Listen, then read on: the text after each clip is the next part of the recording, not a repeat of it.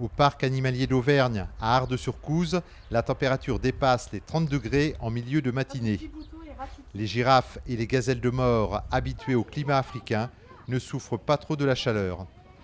Jules, l'hippopotame, la mascotte du zoo depuis 23 ans, ne quitte plus son bassin. Les pandarous à l'épaisse fourrure sont eux plus sensibles à la canicule. Oh, il peut faire une insolation comme nous, c'est pareil, nous on a déjà eu une ours qui a fait ça, elle était assez vieille et en fait elle a pris une insolation juste à côté de leur bassin, de son bassin, donc ça peut arriver comme nous.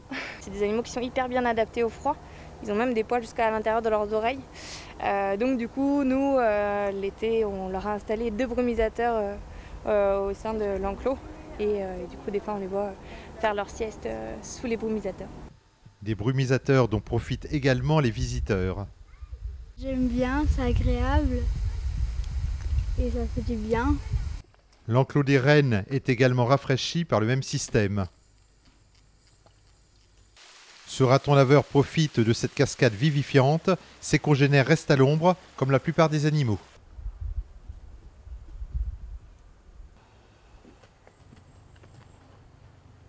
Ce bâtiment héberge de nouveaux animaux arrivés le 11 juillet, 2 tatous souvent cachés sous les copeaux, 2 tamarins et 2 paresseux. Originaires d'Amérique du Sud, ils ont besoin d'une température constante et restent à l'intérieur.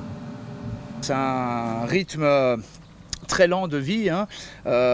Et en fait dans la nature c'est un animal qu'on va retrouver beaucoup chez les gens, on le domestique énormément, ce qui en devient un gros problème, hein, bien sûr, parce que il va plus du tout se reproduire.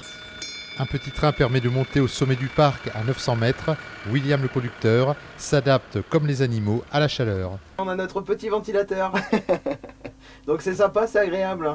La température va encore monter dans l'après-midi. Cette femelle gibbon devrait toujours ménager ses efforts.